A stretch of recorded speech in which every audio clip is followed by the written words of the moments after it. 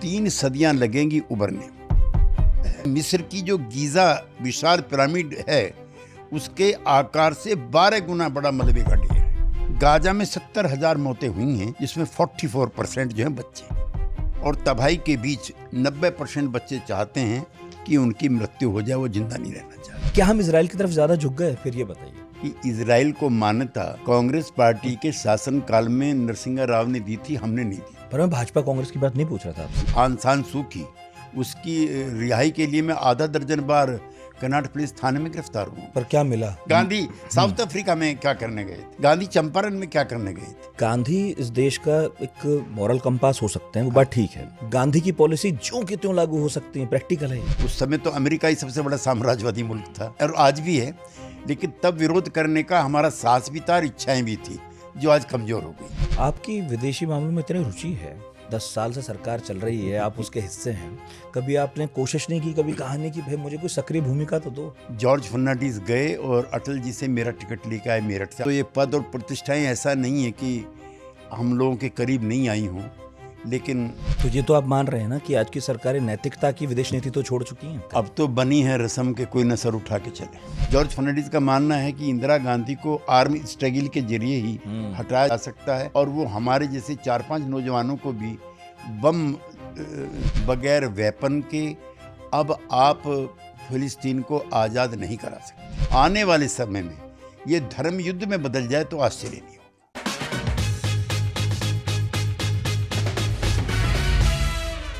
9 अक्टूबर 2025 को फिलिस्तीन और इजराइल के बीच ताज़ा सीज़फायर हुआ। इजिप्ट में बहुत सारे लोग इकट्ठा हुए थे। इंटरेस्टिंग बात क्या है कि जो स्टेक होल्डर्स थे मेन वही नहीं थे, बस बाकी पूरी दुनिया थी। इजरायली कैबिनेट ने अगले दिन इस प्रस्ताव को मान लिया, पास हो गया। हालांकि वो अलग बात है कि अभी हाल ही में नेतन्याहू ने फिर से घोषणा की कि वो अपनी स्ट्राइक्स जारी रखेंगे। इस वक्त कुछ खबरें आ रही हैं जिससे पता चल रहा है कि अभी भी गजा में शांति पूरी तरह बनी नहीं है, बल्कि बीच बीच में वहां पर एयर स्ट्राइक चल रही हैं। एक तस्वीर है, कुछ लोग लौट रहे हैं, वो अपने घरों की तरफ लौट रहे हैं। यह अलग बात है कि अब वहाँ घर बचे नहीं हैं, मलबा है। उन्हें खोजने पड़ रहे हैं निशान अपने घरों के, उन्हें निशान खोजने पड़ रहे हैं अपने पड़ोस के, स्कूलों के, और कई लोग तो ऐसे भी हैं शायद जिन्हें उनके परिजनों के निशान खोजने पड़ रहे हैं जो अब इस दुनिया में नहीं हैं। इस बीच दुनिया जहां थी वहीं के वहीं है, भले ही ट्रंप ये दावा कर दें कि उन्हें सीज फायर का श्रेय मिलना चाहिए और नोबेल पुरस्कार भी। आज पढ़ाकू नितिन वर्ल्ड अफेयर्स में हमारे मेहमान कोई डिप्लोमेट नहीं है, प्रोफेसर नहीं है, बल्कि एक पॉलिटिशियन है, केसी त्यागी। आपको याद होगा कुछ दिनों पहले हम केसी त्यागी के घर गए थे, जहां पर हमने समाजवाद के बारे में बात की थी, समाजवादी आंदोलन की बात की थी, और उस एपिसोड से निकली कुछ क्लिप्स बहुत वायरल हुई, खासकर गांधी को लेकर। तो क्या हुआ, जिस दिन मैं सर के यहाँ पर था उस दिन मैंने उनकी स्टडी का मुआयना किया और बहुत सारे फोल्डर थे वहाँ पर टॉपिक के हिसाब से, पर एक फोल्डर बहुत मोटा था फिलिस्तीन का। तो हमारी बातचीत हुई तो पता चला कि केसी त्यागी राज्यसभा सांसद तो रही हैं, जेडीयू के नेता भी रहे हैं, कई पार्टियों में काम करते रहे हैं, लेकिन इसके साथ साथ आप फिलिस्तीन के हक में बात करने वाले international institution league of parliamentarian for Al Quds and Palestine के मेंबर भी हैं। तो एक तो आपका बहुत बहुत स्वागत है सर। धन्यवाद।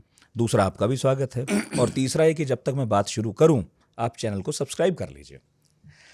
जैसे मैंने बताया कि मैं आपके घर जब गया था, स्टडी देखी तो बहुत सारे फोल्डर थे, इसमें फिलिस्तीन का भी था, तो मुझे थोड़ी हैरानी हुई थी। पर फिर हैरानी नहीं भी हुई थी, क्योंकि कुछ साल पहले आपके जो विचार थे वो उस गठबंधन के विचार से थोड़ा अलग ही थे जिसमें आपकी पार्टी है। तो मुझे लगा कि आपका कुछ इंटरेस्ट तो है फिलिस्तीन में ज़्यादा। फिर आपने बता भी दिया कि क्यों है, कैसे है। तो आज शुरू करते हैं। वो जो आपने वादा किया था कि किस दिन फिलिस्तीन पे लंबी बात हो, वो आज होगी। ये बताइए इतना रुझान क्यों, इतना इंटरेस्ट इस टॉपिक पे क्यों और कब से? मैं जो आपका प्रारंभिक संबोधन है कि मेरे विचार गठबंधन और मेरी पार्टी के विचारों से थोड़े भिन्न हैं, तो पहले तो मैं उसको क्लैरिफाई करना चाहता हूँ और राष्ट्रपिता महात्मा गांधी से शुरू करना चाहता हूँ, जिन्होंने फिलिस्तीन पर हरिजन में लेख लिखा था और उन्होंने कहा कि फिलिस्तीन मूल रूप से अरबों का देश है, ठीक उसी तरह जैसे इंग्लैंड अंग्रेजों का और फ्रांस फ्रांसीसियों का। और उनका ये गलत और अमानवीय है कि यहूदी बहुसंख्यक लोग अरबों की सहमति के बिना उस भूमि पर जबरदस्ती अपना घर बनाए।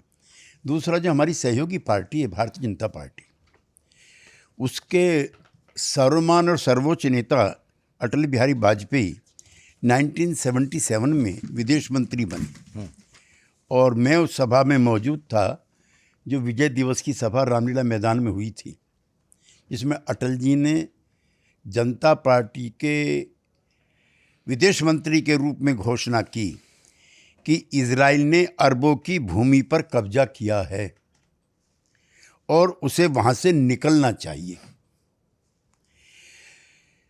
जो नियम हम पर लागू हैं वो दूसरों पर भी लागू होंगे और उसे मध्य पूर्व में स्थायी शांति के लिए एक आधार माना जाना चाहिए।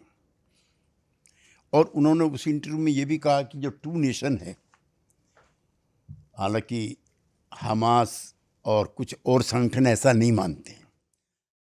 फिलिस्तीन मूवमेंट में जो बाद में जाके विवाद हुई, उसके बड़ा कारण ये था, वो ये मानते थे कि उनका अस्तित्व ही नहीं है यहूदियों का। सेकंड वर्ल्ड वार के बाद में थोड़ा इतिहास में ले जाना चाहता हूँ, इन्होंने भी काफ़ी कष्ट झेले और इनका कोई अलग से कोई नेशन नहीं था। और एक और हिस्टोरिकल फैक्ट है कि 14 मई 1948 को मात्र 250 लोगों के बीच में तेल अवीव म्यूज़ियम में इसकी घोषणा की गई थी फिलिस्तीन की। 250 लोग खुले थे वहाँ पर। और इसको उस समय के जो सबसे बड़े कम्युनिस्ट नेता थे स्टालिन, उनका भी समर्थन प्राप्त था जियोनिज्म को। उसकी वजह ये थी कि हिटलर से लड़ते ये यहूदियों के भी समर्थक इस हिसाब से हो गए थे जैसे उनको वहाँ से भगाया जा रहा था। तो उसमें यूरोपियन कंट्रीज़ के लोग, American and even led by Stalin जो कम्युनिस्ट कंट्री थे। तो ये 14 मई 1948 को बना है। उस समय 8 लाख की आबादी फिलिस्तीनियों की थी। अब जो गाजा में तो आपने जैसे अपना विश्लेषण बताया ना के बराबर ही हैं, और जो हैं वो मर गए हैं। थोड़ा सा मैं जो आपने जिक्र किया उसके आपके वक्तव्य को और मजबूत करना चाहता हूँ कि इस समय गाजा की क्या स्थिति है। 3 सदियाँ लगेंगी उभरने में। पुनर्निर्माण में 300 से अधिक वर्ष लगेंगे पुनर्निर्माण में। 18.5 अरब डॉलर का नुकसान हो चुका है। 18.5। 80% संरचनाएं क्षतिग्रस्त हैं, चाहे स्कूल हैं, मदरसे हैं, रेजिडेंस है। 5 करोड़ टन से ज़्यादा मलबा जमा है इस समय। मिस्र की जो गीज़ा विशाल पिरामिड है उसके आकार से 12 गुना बड़ा मलबे का ढेर है। 100 से ज़्यादा भी लगातार काम करो तब भी 15 वर्ष से ज़्यादा समय लगेगा उसके रिहेबिलिटेशन। गाजा में 70,000 मौतें हुई हैं, जिसमें 44% जो हैं बच्चे हैं। और जो जिंदा हैं बच्चे वो तनाव, अनिद्रा, अवसान से पीड़ित हैं। और तबाही के बीच 90% बच्चे चाहते हैं कि उनकी मृत्यु हो जाए, वो जिंदा नहीं रहना चाहते। ये स्थिति वहाँ पर है। और 48 से लेकर के, और जिस समय आपने युद्ध विराम का जिक्र किया, ऐसे युद्ध विराम असल में 1 दर्जन बार पहले भी हो चुके हैं। और प्रारंभिक दिनों में जो अटल जी के वक्तव्य से भी मैं थोड़ा उत्साहित होकर कहना चाहता हूँ कि फिलिस्तीन जब बना है, basically it was a British colony at that time, और अंग्रेजों ने इसको ये नाम दिया था। तो उस समय अरब वर्ल्ड के बाद हिंदुस्तान पहला मुल्क था नॉन अरब जिसने इसको मान्यता दी थी। और मैं इसको इसलिए भी बढ़िया मानता हूँ कि महात्मा गांधी के नेतृत्व में जब हम भारत की आज़ादी की लड़ाई लड़ते थे तो दुनिया के कई नेता, दुनिया के कई मुल्क हमारे फ्रीडम स्ट्रगल को मदद करते थे, मेंटली भी और इंटेलेक्चुअली भी, सॉलिडरिटी एक्सप्रेस करके। इसलिए आज़ादी के तुरंत बाद हमारे भी देश के नेताओं ने और ख़ास तौर से पंडित नेहरू के नेतृत्व वाली जो संस्था है उसने इन लिबरेशन मूवमेंट्स का सपोर्ट किया कि जहाँ कॉलोनियलिज्म है, जहाँ उपनिवेशवाद है, जहाँ साम्राज्यवादी ताकतें हैं, उनसे उन मुल्कों को आज़ाद होना चाहिए।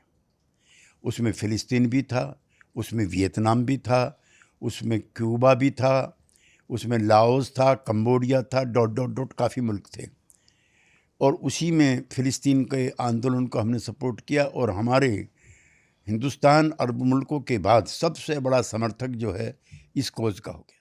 हिंदुस्तान फिलिस्तीन का समर्थक भी था जी। कांग्रेस जब हट गई सरकार से, नई सरकार आई, वो भी फिलिस्तीन की समर्थक थी, यानी अटल बिहारी वाजपेयी जी। और आप ये भी कह रहे हैं, अभी आपने जो अपने लेख का हिस्सा पढ़ा, आपने पूरी त्रासदी का वर्णन किया, वो भी मैं सहमत हूँ। तो फिर मैं तो ये शुरू कर रहा था, आपका रुझान कहाँ से आया, पर चलिए अब इसी पे बात कर लूँ थोड़ी सी। फिर आज की सरकार या आज की संसद उतनी सक्रिय क्यों नहीं दिखती फिलिस्तीन के मुद्दे पर? अब क्या हो गया? नहीं, दौर बदलते रहते हैं। क्या बदला? मैंने बदला है कि जब ये प्रारंभिक दिन थे आज़ादी के तुरंत बाद, तो हमारे रुझान डिफरेंट थे, क्योंकि हम खुद कॉलोनिज्म से लड़ कर के आए थे और वो मुल्क, वो कौमें, वो नेता जो इस तरह के जन संघर्षों में अपने अपने मुल्क में लिबरेशन मूवमेंट में लगे हुए थे, वो सब हमें अच्छे लगते थे और उनको हम सपोर्ट करते थे। प्रारंभिक रुझान की जो बात आपने बताई, मेरी बहुत कम उम्र थी, मैं 24-25 साल का रहा हूँगा। अंतर्राष्ट्रीय युवा सम्मेलन हुआ था क्यूबा में और उस समय के कैंपस ऐसे नहीं थे जैसे आजकल हैं। उसमें भी विद्यार्थियों पर भी असर था और यूनिवर्सिटी जो थी, चाहे वो बनारस हो, चाहे काशी हो, चाहे इलाहाबाद यूनिवर्सिटी हो, चाहे कलकत्ता की हो, लखनऊ हो, गोरखपुर हो, एंड इवन अवर मेरठ, वहाँ प्रगतिशील जो विचार हैं वो एग्जिस्टेंस में आ चुके थे और जहाँ जहाँ भी जुल्म जातियाँ हो रही थी उसका हम लोग विरोध करते थे। उसी में मुझे एक डेलीगेशन में क्यूबा में जाने का मौका मिला। जनता पार्टी के यूथ विंग का मैं ऑल इंडिया का जनरल सेक्रेटरी था और हम दर्जनों युवा वहाँ पर गए थे। एक तो हमारा आकर्षण चे गुएवारा और फिदेल कास्त्रो के लिए था। यद्यपि चे गुएवारा का बोलीविया के जंगल में CIA के द्वारा मर्डर हो चुका था, लेकिन उनकी वीडियो से मिलकर के हमें इतिहास नज़र आया। फिदेल कास्त्रो उस समय दुनिया का सबसे चर्चित नाम था और उन पर CIA ने लगभग 50 अटेम्प्ट किए थे मर्डर के लिए, इसलिए रात को कहाँ सोते हैं क्यूबा में किसी को पता नहीं था। हवाना शहर का नाम है जी। तो एक बार तो जब UN में उनको बुलाया गया तो उनको ठहरने के लिए कोई जगह नहीं दी गई, तो पंडित नेहरू ने उनकी व्यवस्था की थी ठहरने की। ये सॉलिडरिटी हमारी उनके साथ थी और उसी दौरान हमको 2 या 3 बार जो हमारी कॉन्फ्रेंसेस के बीच में वो आए, उन्होंने शेक हैंड किया, तो लगता था कि हाथ को धोना नहीं चाहिए। जो गर्मजोशी थी फिदेल की वो लगी रहनी चाहिए, तो हम बड़े उत्साहित और आनंदित उसमें हुए थे। उसी कॉन्फ्रेंस में फिदेल कास्त्रो भी आए हुए थे। उनका भी नाम पूरी दुनिया में हो चुका था, हालांकि गांधी के रास्ते से उनका रास्ता जुदा था और उसकी वजह भी थी। जो यहूदी जियोनिज़्म है वो अंग्रेज़ों से डिफरेंट था। अंग्रेज़ उपनिवेशवादी भी थे, लेकिन डेमोक्रेटिक राइट्स के लिए, ह्यूमन राइट्स के लिए, सिविल लिबर्टीज़ के लिए उनके नेता निरंतर बोलते रहते थे, एक्ट करते रहते थे। इवन प्रोफेसर हेराल्ड लास्की और पंडित जवाहरलाल नेहरू के उनके तो बहुत अच्छे रिश्ते थे, जो ब्रिटिश लिबर पार्टी के हेड थे जी। तो फिदेल से मिलकर के हम बहुत आनंदित और उत्साहित हुए थे। ये पहला मौका था जब जीवित रूप में किसी नेता को हमने इतने करीब से देखा। It was a legend. फिर जब मैं लोकसभा में आया, बीच बीच में भी हम लोग नारे वारे लगाते रहे, जाते रहे, तो यासर अराफात VP सिंह के निमंत्रण पर दिल्ली आए थे। मैं हापुड़ से MP बना था, गाज़ियाबाद से, तो मैंने उनको आमंत्रित किया मिलकर के पुरानी यादों के आधार पर कि आपको हापुड़ में एक नागरिक अभिनंदन हम लोग करना चाहते हैं। लेकिन उनकी जो मिलिट्री थी जो उनके साथ चलती थी, उसने सुरक्षा कारणों से मना कर दिया। फिर मैंने 100 के करीब सांसदों को इकट्ठा करके उनके साथ चाय पानी भी मैंने कराई थी। और एक प्रसंग का जिक्र मैं ज़रूर आपके इस पे करना चाहता हूँ। दोबारा उन्हें फिर आना पड़ा जब राजीव गांधी की हत्या हुई, और उससे पहले चर्चा में इसलिए भी आया कि उन्होंने एक चिट्ठी चंद्रशेखर जी को एज प्राइम मिनिस्टर लिखी थी कि थर्ड वर्ल्ड कंट्री के एक बड़े नेता एसेसिनेशन के प्रोग्राम को लेकर के एक फिल्म यहाँ पर दिखाई जा रही है, और मेरा एप्रीहेंशन है राजीव गांधी, इसलिए you take care of his defence. Yasser Arafat को शक था। वो चिट्ठी लिखी उन्होंने, और राजीव गांधी की हत्या से 4 दिन पहले उन्होंने फ़ोन भी किया, जिसका प्रमाण है कि जब वो उनकी अंत्येष्टि में आए थे उस समय उन्होंने ये सारी चीज़ें मीडिया के सामने रखी थी। और राजीव गांधी सेकंड बुश के बड़ा जो बुश था, उसने जब बगदाद पे हमला किया था उस समय बहुत सक्रिय हो गए थे और नेता प्रतिपक्ष थे। वो यहाँ से मास्को गए ब्रेजनेव के पास, और फिर वहाँ से वो बगदाद भी गए फॉर एक्सप्रेसिंग सॉलिडरिटी और वर्ल्ड ओपिनियन उनके पक्ष में करने के लिए। तो कुछ ताकतें अब हिडन है वो कौन कौन थी, उनके खिलाफ हो गई थी, और उन पे हमला भी लिट्टे ने किया था, आपकी जानकारी में है, और भी कई संस्थाएं थी। तो ये भी एक रोचक प्रसंग है कि उन पर तो कई अटेम्प्ट हुए थे। इनफैक्ट मुझे याद है राजघाट गए थे तो भी एक आदमी पूरी रात छिपा रहा था, अचानक से हमला किया। एक हमला उनका जब वो गार्ड ऑफ ऑनर ले रहे थे उन पर तब भी हुआ था। और मुझे शायद मार्गरेट हलवा या नटवर सिंह किसी की किताब का वो जिक्र याद है, नटवर सिंह शायद, जिसमें one life is not enough. हाँ, शायद फिदेल कास्ट्रो ने उसमें कहा था ये कि मैंने बहुत दिन पहले कहा था कि उनकी जान को खतरा भी है, और ये भी कहा था कि ये अपने होम मिनिस्टर पे थोड़ा नज़र रखें, ठीक आदमी नहीं है वो। और राजीव गांधी इस समय नहीं हैं, उनको जनता के बीच में जा कर के घुस कर के अभिवादन करने और अभिवादन स्वीकार करने की बड़ी आदत थी। इंदिरा की तरह ही मामला था। हाँ, और यही एक कारण बना वो है। पर मेरे प्रश्न का जवाब आपने बहुत संक्षेप में दे दिया, पर चलिए ठीक है। आपने कहा दौर बदल गया इसलिए हमारे लिए वो मैटर अब करता नहीं है ना, लेकिन क्या हम इजराइल की तरफ ज़्यादा झुक गए, फिर ये बताइए।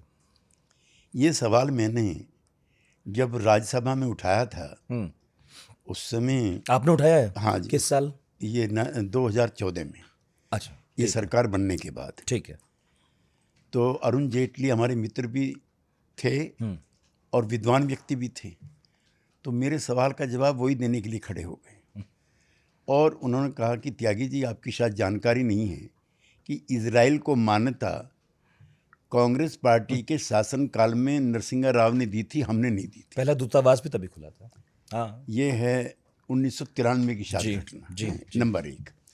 फिर उन्होंने डिफेंस डील और इकोनॉमिक कोऑपरेशन जो बिटवीन इंडिया एंड इजराइल है उसके आंकड़े पढ़ कर के सुनाए, तो सभी लोग स्तब्ध थे कि कांग्रेस पार्टी के शासनकाल से ज़्यादा इकोनॉमिक जो रिलेशंस हैं, जो लेन देन है, वो ज़्यादा कांग्रेस के शासनकाल में हुआ है इजराइल के साथ, और डिफेंस डील जो है वो भी उनके शासनकाल में ज़्यादा हुई हैं। पर मैं भाजपा कांग्रेस की बात नहीं पूछ रहा था आपसे जी, मैं एज नेशन की ही बात पूछ रहा था, एज गवर्नमेंट की ही पूछ रहा था। नहीं, नेशन कि को क्रमशः शना शना हम धीरे धीरे इजराइल की तरफ ज़्यादा झुक गए क्या? हाँ, कोई भी पार्टी, मैं वही कह रहा हूँ, लेकिन नहीं, जो आरोप हमारा उस पर है बीजेपी पार्टी पर, तो उसी का जवाब अरुण जी ने दिया था कि कांग्रेस पार्टी भी कम गैर जिम्मेदार नहीं, कम जिम्मेदार नहीं है।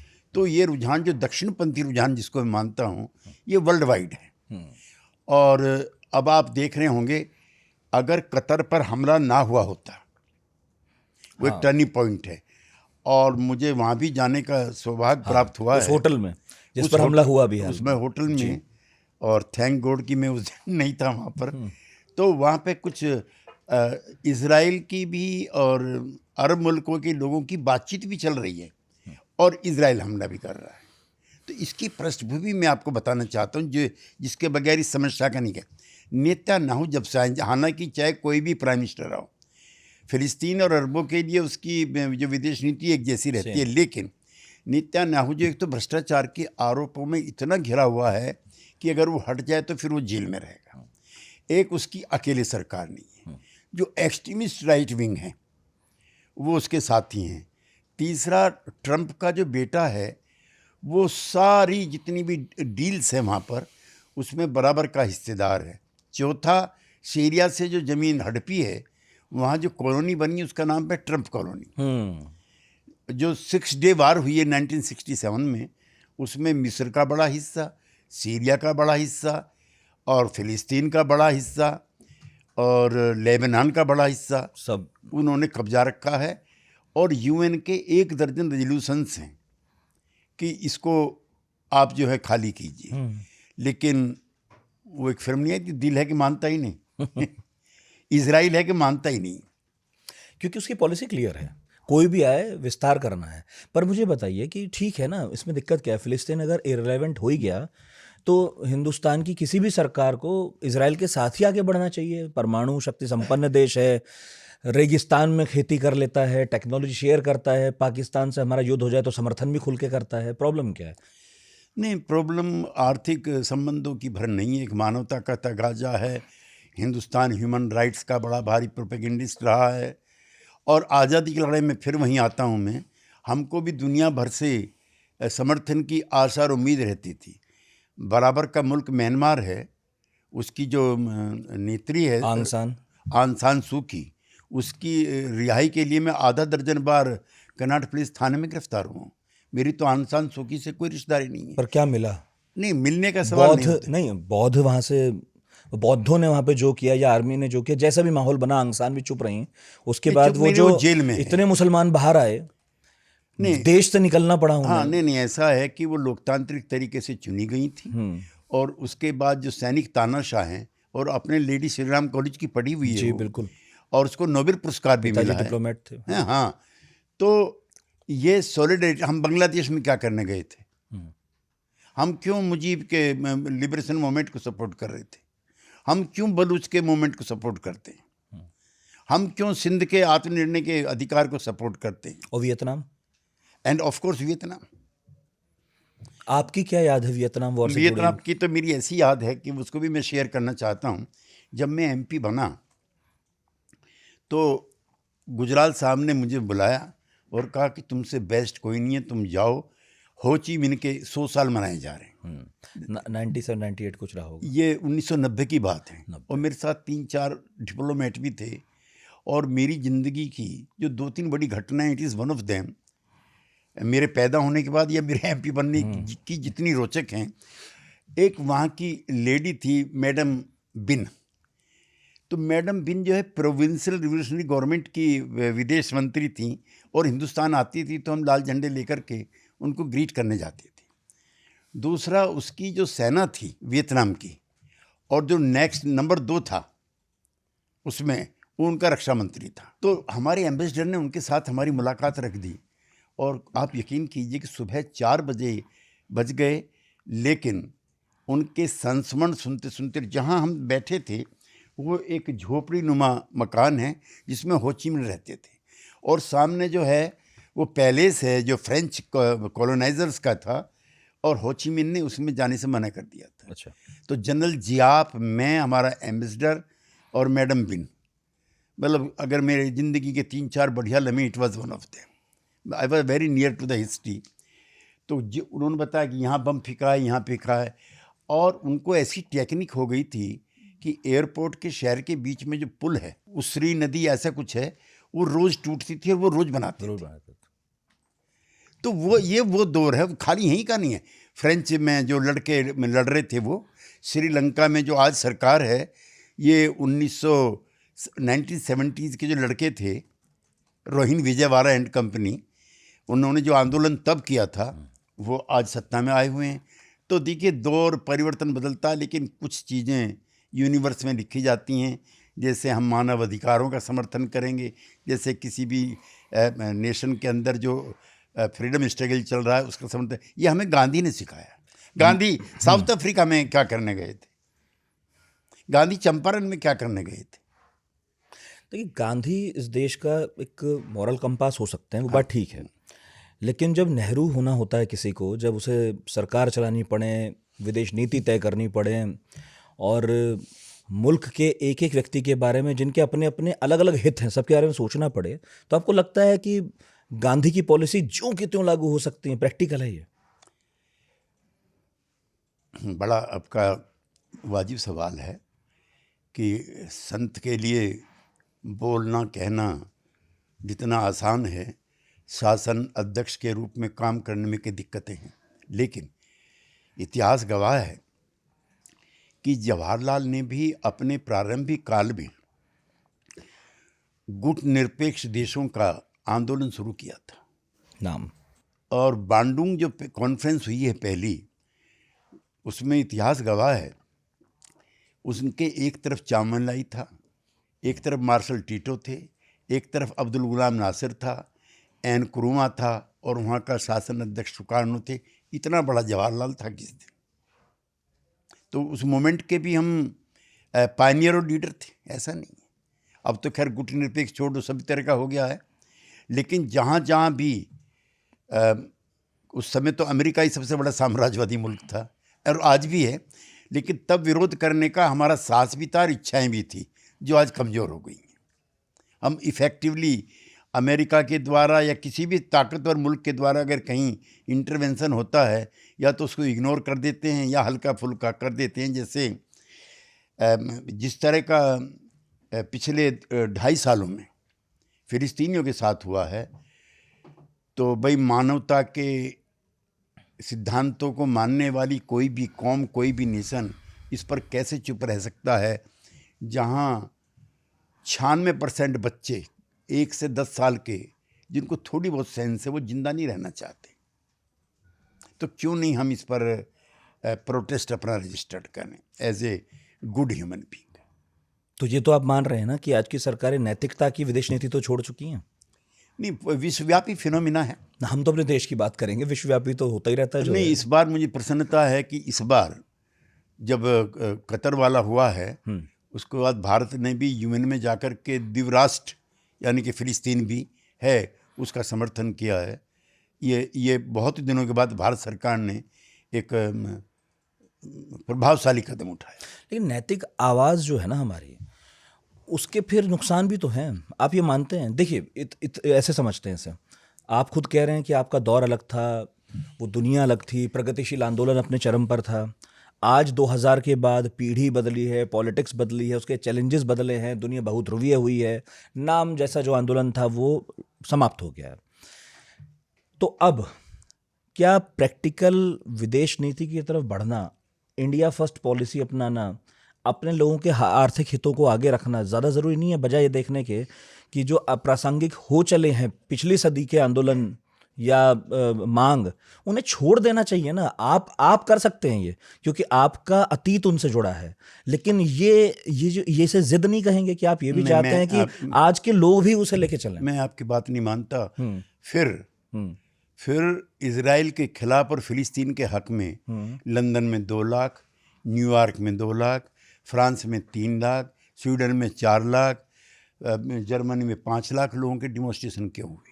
वो कह रहे हैं ये वही लोग हैं जो कभी ना कभी अरब से निकले थे या मुसलमान हैं, जो विरोधी हैं, आलोचक हैं, वो तो ये भी कहते हैं। इतना नहीं कह सकते वहाँ पे, या कम्युनिस्ट हैं। नहीं, आई डिसएग्री। अच्छा, वो ह्यूमनिस्ट हैं। ओके।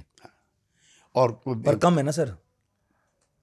आप मानते हैं ना कि उससे कम है जितने होने चाहिए घर से बाहर, सड़क पे जितने लोग होने चाहिए उससे कम। वियतनाम वार पर भी अमेरिका में कई लाख के डिमॉन्स्ट्रेशन होते हैं। और याद कीजिए, जो मुक्केबाज है उसने इस्लाम धर्म कबूल कर लिया था, उसने कहा कि नहीं, मोहम्मद अली की जो मेरी क्रिश्चियनिटी है उसमें मुझे रहते हुए अगर इतना में से कर देखना है, sorry I am not a part of it. और उसने इस्लाम का धर्म कबूल कर लिया था। तो वियतनाम युद्ध के खिलाफ भी दुनिया भर में हुए थे। लेकिन इतना मैं आपकी बात को मानता हूँ कि दुनिया बदल गई है, अब नहीं होता, और संवेदनाओं का स्थान अर्थतंत्र ने ले लिया है। अब तो हिंदुस्तान में नहीं होता। हाँ, मुझे याद है आज से 10-15-20 साल पहले मेरठ में भी होता था, दिल्ली में भी होता था, लोग बाहर निकल आते थे यदि गजा में कुछ है। अब तो मैं नहीं होता देखता। अब उसमें ये हो लोग गया, कह रहे हैं समझदार हो गए लोग, अब इसलिए नहीं निकलते। समझदार भी हो गए, और एक वर्ल्ड वाइड जो एंटी इस्लाम भी एक जो फोबिया और जो मोमेंट है उसका भी असर हमारे भारतीय समाज पर है। और तीसरा ये है, अगर कुछ लोगों को ऐसा लगता है कि जो गांधीयन वे ऑफ रेजिस्टेंस है वो ख़त्म होकर के हमास का जो वायलेंट वे ऑफ रेजिस्टेंस है, उसने स्थान ले लिया है, जिसका लोकतंत्र में स्थान नहीं है। लेकिन वहाँ की परिस्थितियों को हम जब देखते हैं, मुझे तो जॉर्डन तक जाने का मौका मिला है, इसलिए मैं उसके आधार पर कह सकता हूँ कि बगैर सेना के, बगैर वेपन के अब आप फिलिस्तीन को आज़ाद नहीं करा सकते। There is no Gandhian way to liberate फिलिस्तीन फ्रॉम इजराइल। क्या रास्ता है? यूएन भी इरेलेवेंट हो गया, यूएन में दर्जनों हैं वहाँ पे। और एक और जो ख़राब चीज़ हुई है या जो परिवर्तन हुआ है, वो जो लिबरल्स थे फिलिस्तीन के, उनके हाथ से आंदोलन निकल गया है। जो इस समय गाज़ा का जो प्रेसिडेंट है वो अल्पमत में है, और जो हमास है, हमास पे जो ये अरब स्प्रिंग मूवमेंट हुआ था, अब उसका असर हो गया। मैं कई बार, मुझे दुख भी हुआ और मैंने आयोजकों से पूछा भी, अब जो हमारी कॉन्फ्रेंस होती हैं अल-कुद्स की, उसमें यासर अराफात का फ़ोटो कई बार गायब रहता है। दैट इज़ अनफॉर्चुनेट, क्योंकि मैं मानता हूँ कि यासर अराफात जो है वो सबसे इफ़ेक्टिव लीडर था, जिसने अब्दुल गुलाम नासिर के साथ मिलकर के रेजिस्टेंस मूवमेंट बिल्डअप किया था। ये सही है, आर्मी स्ट्रगल उसने भी किया, उसने भी युद्ध का रास्ता सशस्त्र चुना था। लेकिन बाद में कुछ घटनाक्रम ऐसे हुए, कई अवसरों पर उसको यूएन के साथ समझौता करना पड़ा। 6-7 समझौते तो युद्ध विराम के उसी के टाइम पे हुए। राबिन के साथ भी हुआ। और फिर उसको जब नोबेल पुरस्कार मिला है, तो उसकी इंटीग्रिटी जो थी वो अरब वर्ल्ड में कुछ कमज़ोर पड़ी, और उसी का असर था कि हमास का जन्म हुआ। और हमास किसी भी पीसफुल निगोशिएशन के पक्ष में नहीं है। अब भी उन्होंने मना कर दिया है, ट्रंप के कहने के बावजूद, कि हम हथियार नहीं डालेंगे। उधर ये नेतन्याहू भी और ट्रंप भी डिसआर्म करना चाहते हैं फ़िलिस्तीनियों को, जिसके लिए वो तैयार नहीं हैं। और तमाम जितने भी यहूदी या जियोनिज़म के मानने वाले लोग हैं, वो गाज़ा पट्टी छोड़ दें, इसके लिए नेतन्याहू अभी तैयार नहीं है। इसलिए जो आपने अपने प्रारंभिक संबोधन में किया, मुझको लगता नहीं है कि इस युद्ध विराम की उम्र लंबी है। ये ख़तरा हमेशा है ना कि जो कोई शांति की बात करेगा, समझौते की बात करेगा, उसकी इंटीग्रिटी हमेशा संदेह के घेरे में रहेगी। और शायद यही एक बड़ा कारण नहीं है कि आज भी बहुत सारे आलोचक या निंदक कहिए, गांधी को लेकर ये कहते हैं कि वो तो अंग्रेज़ों के साथ थे, अंग्रेज़ों के साथ उनका समझौता था। ऐसा ही कुछ शायद अराफात के साथ हुआ। जब तक बंदूक उठाई, पिस्टल उठाई, तब तक ठीक था, और जब जाकर शांति के समझौतों पर हस्ताक्षर कर दिए, तो लौटने के बाद फिर कितने उनके खिलाफ साजिशें हुई हैं। इनफैक्ट राबिन इजराइल की तरफ से, उन्हें तो मार ही दिया। देखिए, गांधी के साथ 2 ऐसे ऐतिहासिक मौके हैं, और इतिहास का विद्यार्थी होने के नाते मुझे भी 2 चीज़ों पे अफसोस रहता है। एक तो सुभाष बाबू जब कांग्रेस के अध्यक्ष बन जाते हैं, तो गांधी जी को उनको सपोर्ट करना चाहिए था। शुरू में समाजवादी और जवाहरलाल नेहरू उनका समर्थन करते हैं, सीताबी पट्टाभी रमैया के खिलाफ, जो गांधी का उम्मीदवार था। और गांधी जैसे संत नेता को ये नहीं कहना चाहिए कि पट्टा सीता रमैया की हार मेरी हार होगी, because he was above politics, he was above Congress. और मेरी हमदर्दी उस समय सुभाष बाबू के साथ है। Even then Gandhi is my leader. दूसरा, जब लॉर्ड इरविन पैक्ट होता है, गांधी इरविन पैक्ट होता है, तो समूचा देश ये इच्छा और अपेक्षा रखता है कि भगत सिंह की इसमें माफ़ी हो जाएगी। एक और प्रसंग है, उनके परिवार से मैं जुड़ा रहा हूँ, कि माता पिता दोनों जाते हैं कि तुम्हारी माफ़ी का हम लोग इंतज़ाम कर रहे हैं, बाहर आने का, तुम चुप रहना। उसने कहा नहीं, अगर मुझे पता लगा कि मेरे को माफ़ी मांग करके या मेरे परिवारजनों को माफ़ी मांग करके मुझे बाहर आना है, तो मैं ये भी कह सकता हूँ कि मेरे माँ बाप नहीं हैं। अपने पिता को ही कह दिया था कि हाँ, आप गद्दार। हाँ। और वो कई अवसरों पर गांधी की भी प्रशंसा करते हैं, लेकिन गांधी अहिंसा को अपना धर्म मान चुके हैं। और उनका मानना ये है, ये मैंने जब हम आपातकाल में लड़ रहे हैं इंदिरा गांधी के खिलाफ, तो एक बहस कर्पूरी ठाकुर और जॉर्ज फर्नांडीज़ के बीच में होती है। जॉर्ज फर्नांडिस का मानना है कि इंदिरा गांधी को आर्मी स्ट्रगल के जरिए ही हटाया जा सकता है, और वो हमारे जैसे 4-5 नौजवानों को भी बम का परीक्षण करने की सुझाव और सलाह देते हैं। और हमारे सामने वही संकट है कि चौधरी चरण सिंह जो हैं इतने बड़े गांधीवादी नेता हैं कि अगर हमने एक बम भी फोड़ दिया तो वो पार्टी से निकाल देंगे, इस भय की वजह से, नॉट कन्विक्शन। हम जॉर्ज फर्नांडिस का बम नहीं लेते हैं। फिर जब कर्पूरी ठाकुर की जॉर्ज की मुलाकात होती है तो जॉर्ज उनको भी सलाह देते हैं। अब कर्पूरी ठाकुर का सुनिए, उसने मैं गांधीवादी हूँ, इस आंदोलन में अगर एक भी हिंसा हम लोगों की तरफ से हो गई तो मिसिस गांधी को हमारे आंदोलन को कुचलने का बहुत बढ़िया मौका मिल जाएगा। और जेपी ने जब इसका नेतृत्व स्वीकार किया है आंदोलन का, उनकी पहली शर्त है और पहला नारा है, हमला चाहे जैसा होगा हाथ हमारा नहीं उठेगा। तभी शायद हम कामयाब हुए, क्योंकि स्टेट के पास जिस तरह की ताकत हो गई है और हम अनआर्म्ड हैं, तो हमारे पास तो आत्मबल है।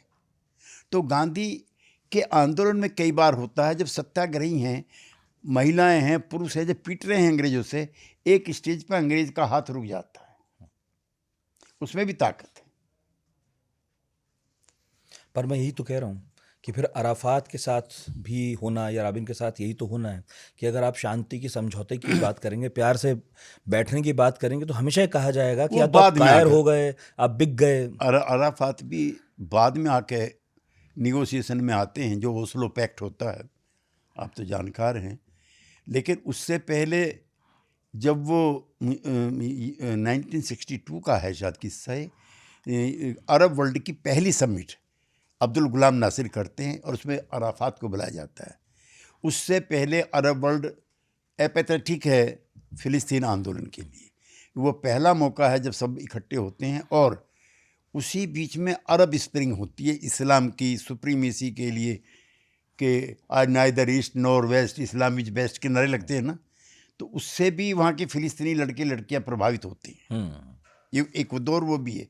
लेकिन जो वहाँ पे परिस्थितियाँ हैं, वहाँ पे दोनों को ही हथियारों से लड़ना है। यही तो मैं बार बार पूछ रहा हूँ आपसे, जो मैं जहाँ जाना चाह रहा हूँ कि अब आराम से बैठने का जो एक मौका हो सकता था ना, वो रिस्क कोई लेना नहीं चाहेगा शायद, क्योंकि इतिहास में जो भी साथ बैठ के जिन्होंने समझौते की बात की है, उनका कोई अच्छा हश्र नहीं हुआ। नहीं, आपने सरमल शेख का जिक्र किया, जो वहाँ पर है कैरो के पास, जी, खूबसूरत जगह है वो वार्तालाप के लिए, तो वहाँ सब इकट्ठे हुए थे।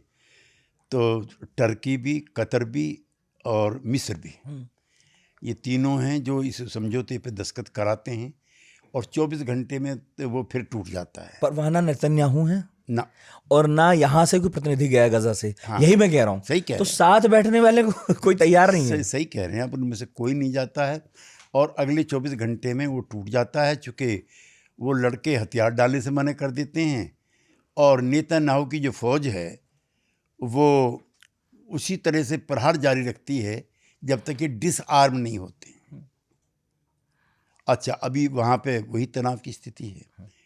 पिछले एक हफ्ते में कई सौ लोग फिर मारे गए हैं, जो शव हैं वो वापस हो चुके हैं।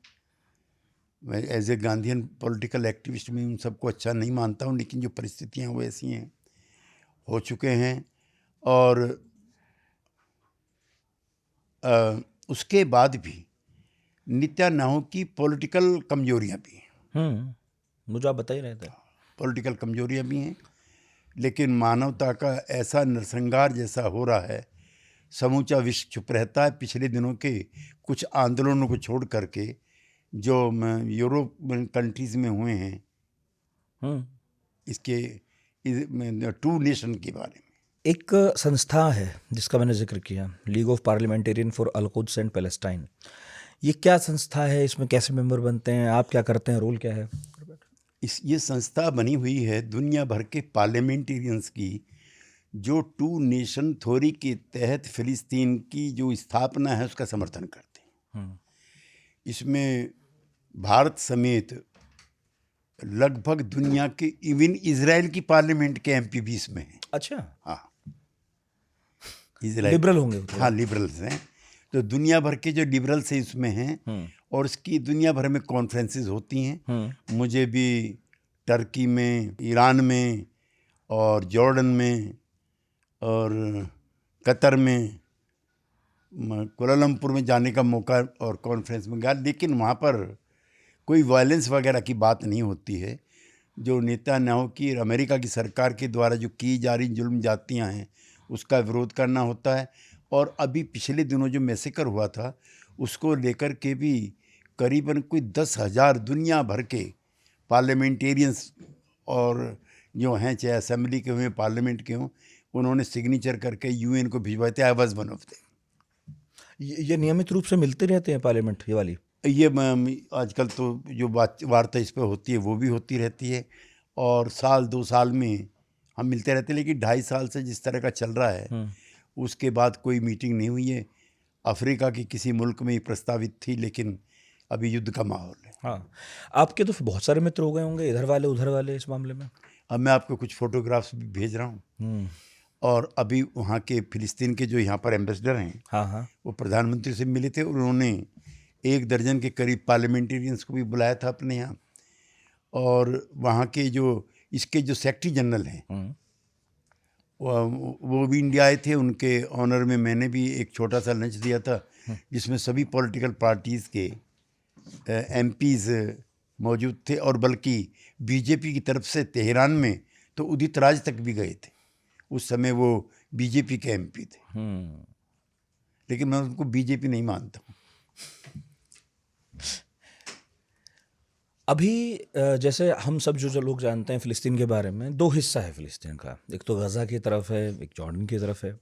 गज़ा वाले की बहुत बात वेस्ट होती है। बैंक। जी, जिसको हम वेस्ट बैंक कहते हैं, क्योंकि जॉर्डन नदी की तरफ है वो, वेस्ट हिस्से की तरफ। तो इधर की बात बहुत है गज़ा की। उधर का क्या हाल है? वहाँ क्या हिसाब किताब नहीं, है? यहाँ पर गाज़ा पट्टी पर हमास का कब्जा है, जी, और हमास भी केओस है, ऑर्गेनाइज्ड नहीं है हाँ, उतना। हमास भी रेजिस्टेंस करता रहता है हथियारों के जरिए। जैसे अभी जो कई सौ छोड़े गए हैं मृत और जीवित इजराइल सैनिक, उसका सबूत है। इस तरह की घटनाएं वेस्ट बैंक में कम होती हैं। यद्यपि इजराइल ने जितनी ज़मीन पर कब्जा किया है वो इनके लिए भी अफसोस की बात होनी चाहिए। सीरिया में तो अब हुकूमत ही बदल गई, और मिस्र में जो भी हुकूमत बनती है वो प्रो वेस्ट ही बनती है। अब्दुल गुलाम नासिर के बाद वो ज़रूर अरब वर्ल्ड का एक ऐसा नेता था जिसने अमेरिका की नहीं सुनी, ब्रिटेन की नहीं सुनी, और सुएज कनाल का उसने राष्ट्रीयकरण करके एक नया रास्ता अरब मुल्कों को दिखा दिया था। तो वो स्पिरिट भी अब वहाँ पे नहीं है। ये अर्थ का युग है, सबको इकोनॉमिक रिलेशंस रखने हैं। मैं पिछले दिनों मैंने सऊदी अरबिया, बहरीन और कतर मुल्कों की यात्रा की, तो मुझे जान के बड़ा आश्चर्य भी हुआ कि वहाँ पर इन मुल्कों में भी अमेरिका के सैनिक अड्डे हैं। किसके खिलाफ?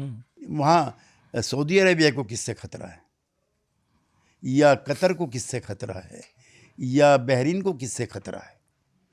तो फिर मेरी जानकारियाँ और ज़्यादा बढ़ी, तो इवन पाकिस्तान जो 100% मुस्लिम कंट्री है उसकी भी बड़ी दुविधाएं हैं। वो अमेरिका परस्त भी है और दिखाने के लिए फ़िलिस्तीनी का भी समर्थक बनता है। तो पाकिस्तान का जो वेस्ट हिस्सा जिसको आप आजकल जो टर्मोइल में है, वो एक ऐसी जगह है जहाँ से ईरान को भी और चीन को भी और रूस को भी नियंत्रित किया जा सकता है। इसलिए भारत में ऐसी कोई जगह नहीं है, और अमेरिका को एक बेस ऐसा पाकिस्तान में भी चाहिए। तो वो जो आजकल जो ट्रिपल्ड एरिया है उस पर भी अमेरिका की निगाह है। और आप याद कीजिए पिछले दिनों अमेरिका में जब मिस्टर मुनीर गए थे तो उन्होंने वहाँ का जो कबायलियों का संगठन था उस पर प्रतिबंध लगा दिया था। तो चाइना, अच्छा इस समय मुस्लिम कंट्रीज़ में ईरान एक ऐसा है जो अमेरिका के काबू में नहीं है, उसकी घेरेबंदी जारी है। तो पाकिस्तान जो है स्ट्रेटेजिकली उसके सबसे ज़्यादा करीब बैठता है। यद्यपि एक दौर ऐसा भी है 1952 में जब जवाहरलाल गुटनिरपेक्ष चला रहे हैं तो सीटो बनता है South East Asia Treaty Organisation, वो चीन के खिलाफ। Encirclement of China. तो हिंदुस्तान में आता है जब वहाँ का विदेश मंत्री, तो जवाहरलाल मना कर देते हैं कि मुझे किसी सैन्य संगठन का हिस्सा नहीं बनना है। आजकल चाइना की और पाकिस्तान की बड़ी दोस्ती है। पाकिस्तान पहला मुल्क है जो इस संधि पर हस्ताक्षर करता है, और वही आज उसके साथ है। वो दिन दूर नहीं है जब एनसर्किलमेंट ऑफ ईरान को लेकर के पाकिस्तान भी अपना कोई बेस मुहैया ना करा दे अमेरिका को। हाँ, बहुत संभव है। और अमेरिका बगराम मांग रहा है अफगानिस्तान से, वहां तो मिलने से रहा, वो तो नहीं देंगे। तो सबसे आसान मुल्क जो है जो दे सकता है वो पाकिस्तान, सॉफ्ट टारगेट, वो सॉफ्ट है। मैं आपसे पूछ रहा था कि जब वेस्ट बैंक में तो हम फिर भी खुशहाली देखते हैं थोड़ा, है ना, गजा के मुकाबले, वहां व्यवस्था क्या चल रही है? वो व्यवस्था यहाँ लागू क्यों नहीं हो सकती गजा में? थोड़ा समझाइए। ये ऐसा है, फतेह जो है वो लिबरल फिलिस्तीनियों का संगठन जी, तो वहाँ पे फतेह वालों का ज़्यादा कब्जा वेस्ट बैंक में। हाँ। और गाज़ा में 100% हमास का है। यद्यपि दिखाने के लिए वहाँ जो राष्ट्रपति है वो है फतह का, लेकिन 100, और वो रेजिस्टेंस भी करते हैं। उस मामले में जो हमास से जुड़े हुए लोग हैं वो आर्म स्ट्रगल के अलावा कोई रास्ता नहीं मानते हैं टू नेशन का। तो फिर हमास को ही ख़त्म करना क्या सही रास्ता नहीं होगा फिलिस्तीन के लोगों के लिए?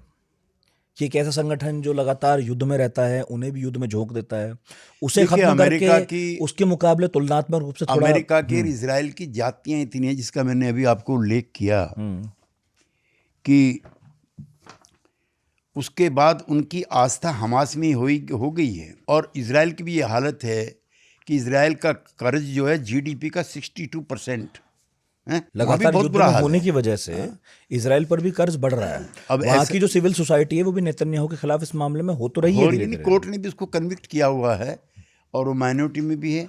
और इधर अमेरिका भी और ट्रंप का परिवार भी व्यापार भी करता है।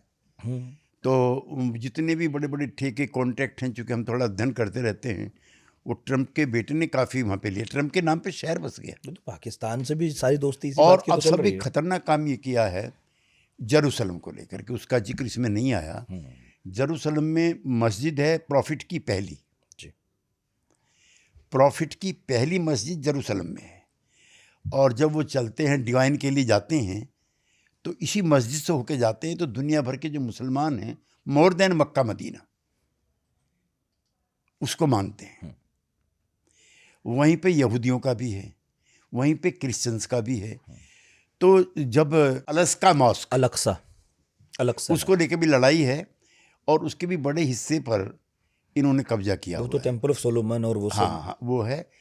और जब ईद होती है, जुमा होता है, तो एक एक यात्री जो पिलग्रिमेज हैं, जो तीर्थ यात्री हैं, उनकी तलाशी होती है। कई बार उनको दमा, और कई बार तो जुमे की नमाज में और ईद में बाकायदा मुस्लिम्स को मार पीट करके चेत के बाहर भेजा गया। और एक शरारत के तहत बेंजामिन ने क्या किया कि पहले तेल अवीव थी कैपिटल, अब तेल अवीव नहीं है, अब जेरूसलम हो गई है, चिढ़ाने के लिए। ट्रंप भी तो पिछले टेन्योर में दूतावास इधर ले आए थे जेरूसलम। हाँ, वो भी ले आए थे तेल अवीव से। जो पहला तो वही काम हुआ था कि तेल अवीव से हटा करके दूतावास जेरूसलम में किया गया था, जबकि जेरूसलम के बारे में यूएन का रेजोल्यूशन है। एक चीज़ और देखिए, यूएन के 10-15 रेजोल्यूशंस हैं जिसको फिलिस्तीन तो मानने के लिए तैयार है, लेकिन इजराइल नहीं मानता। जो ट्रंप ने भी जिस पे साइन किए हुए हैं, इजराइल उसको भी नहीं मानता। तो वहाँ जो एनिमिटी है, हैट्रेड है, वो बहुत ज़्यादा हो गई है। और अब अरब वर्ल्ड कंट्रीज़ में अलस्का मॉस्क को लेकर के भी सॉलिडरिटी एक्सप्रेस की जा रही है। आने वाले समय में ये धर्म युद्ध में बदल जाए तो आश्चर्य नहीं होगा वर्ल्ड वाइड। क्योंकि इस मॉस्क की पवित्रता इसलिए भी है कि भाई प्रॉफिट की पहली मस्जिद है, प्रॉफिट ने पहली बार नमाज वहाँ पढ़ी है। तो मुस्लिम्स का तो जिस तरह का रहता है आप जानते हैं। आपकी विदेशी मामलों में इतनी रुचि है, पहले भी हमारी बात हुई थी और आज भी मैं देख रहा हूँ आप लेख भी खूब लिखते हैं, है ना। जबकि आपकी जो छवि है वो एक ऐसे नेता की है जो किसानों के मुद्दे, भदेश मुद्दे, बिहार यूपी के वो ज़्यादा प्रमुखता से उठाता है। लेकिन जब 10 साल से सरकार चल रही है, आप उसके हिस्से हैं, कभी आपने कोशिश नहीं की, कभी कहा नहीं कि भाई मुझे कोई सक्रिय भूमिका तो दो? नहीं, कोई भूमिका मन है, तो होता है, मतलब मैं ये नहीं भूमिका कह तय रहा की कि जाती है, लाल मांगे बत्ती नहीं जाती। चाहिए, लाल बत्ती वाली उसकी बात नहीं कह रहा हूँ मैं। ऐसा है कि मैं एक तो किसान परिवार में पैदा हुआ, हम्म, और जब मैंने राजनीति की शुरुआत की है हम्म। तो चौधरी चरण सिंह के नेतृत्व में की, और हमारे इलाकों में, उनसे तो आपको इश्क है एकदम, आप हाँ, पहले इश्क बता है। चुके। I am in love. हाँ। मासूक शब्द अच्छा नहीं है, हाँ। But he is my darling. हाँ।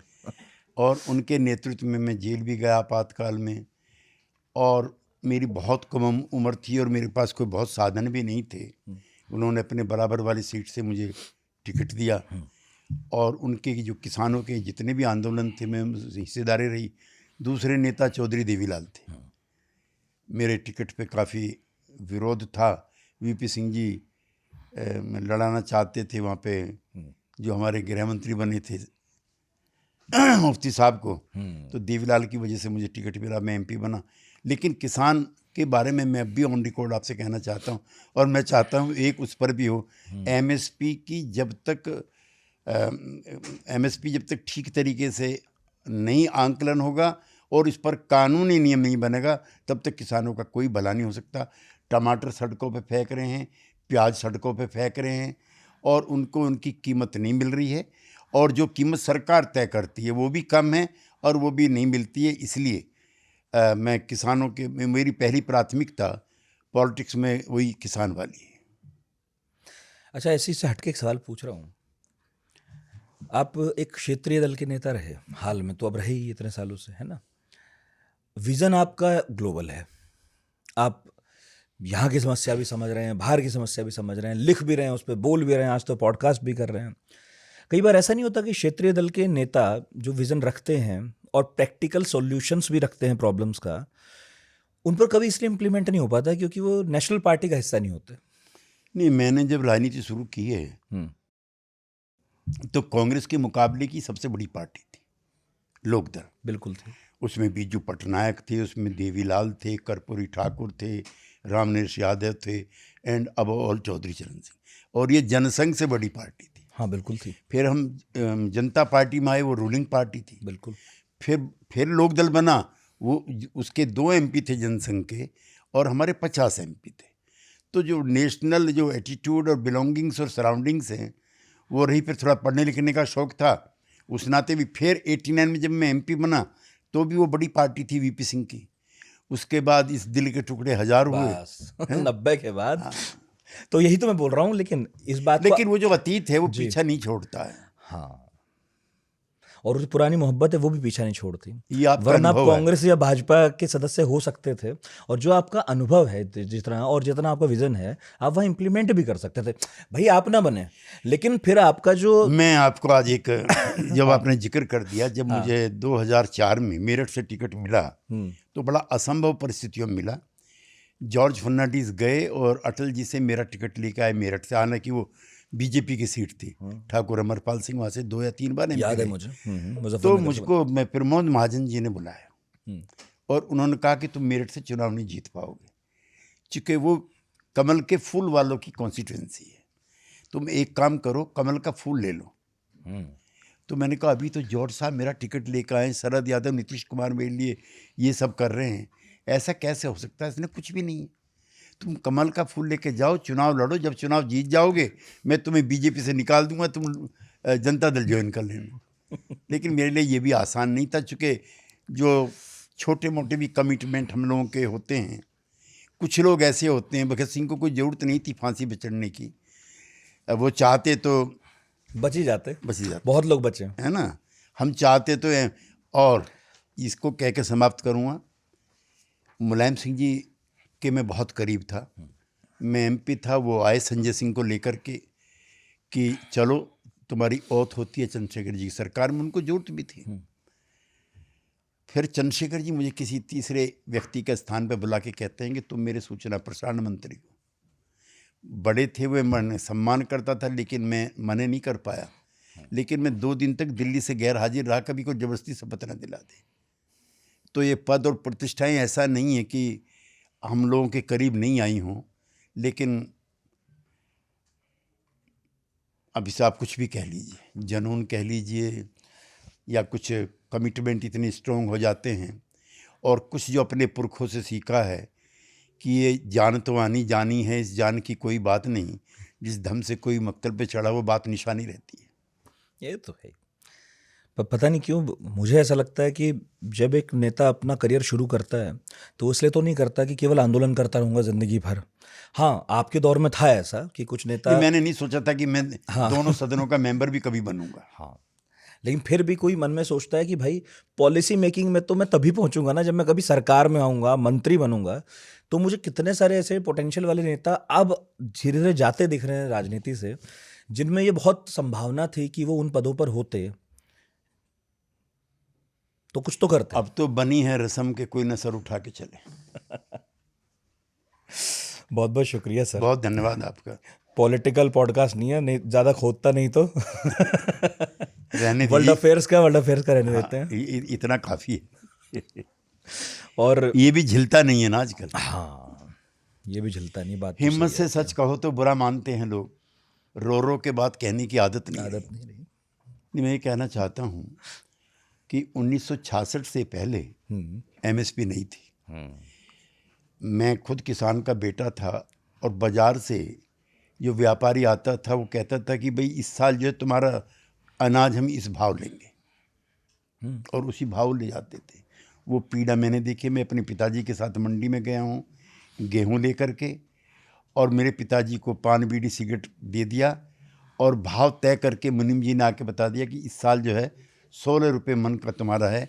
मेरे पिताजी वापस गांव नहीं ले जा सकते थे। तो वो एगोनी मैंने देखी है, वो तकलीफ़ देखी है, तो वो दर्द जो है वो रहता है किसान वाला। सच है। बहुत बहुत शुक्रिया आपका, बहुत बहुत शुक्रिया आपका। और उम्मीद है कि जिस मकसद से केसी त्यागी को हमने न्योता दिया था इस पॉडकास्ट में वो पूरा हुआ होगा। फिर भी कोई सवाल रह गया हो तो ज़रूर लिखिएगा कमेंट बॉक्स में, कमेंट बॉक्स खुला है। और मेरा लालच ये था, क्योंकि पिछली बार त्यागी जी से जब मिले थे समाजवाद पर बात हो रही थी, और हाँ, उस एपिसोड के बाद बहुत सारी प्रतिक्रियाएं आई हैं, ऐसी तो आई जो कमेंट बॉक्स में थी, पर आपको बहुत सारे फ़ोन आए, आपने हमें बताया बहुत ज़्यादा है ना। कुछ अभी नाम मैं पटना गया, हाँ, तो गांधी स्मृति का एक वहाँ बना हुआ बहुत बड़ा, जिसमें गांधी जी खुद रुके हैं और जेपी कई बार रुके हैं। तो उसके जो आयोजक और प्रबंधक थे उन्होंने मेरी कितनी प्रशंसा की। मैंने कहा मेरी नहीं, उनकी कीजिए जिन्होंने इसको पॉडकास्ट किया। नहीं नहीं, आपकी ही है। तो और बहुत सारे नेताओं के भी आए आपका फ़ोन जी। तो मुझे उम्मीद है कि इस इवन पॉडकास्ट, अखिलेश यादव ने भी हाँ, अपनी शुभकामनाएं इस पॉडकास्ट के बाद भेजो, गांधी वाला था। तो कभी कोशिश करेंगे कि सोशलिज्म पर अखिलेश यादव से बात हो जाए। हाँ, ठीक। मेरी बड़ी इच्छा है कि यूथ जो है, नए लीडर जो हैं, उनसे विचारधाराओं पर बहुत बात हो। कैसा लगा है पॉडकास्ट बताइएगा ज़रूर। बहुत बहुत शुक्रिया इतने धैर्य से सुनने के लिए।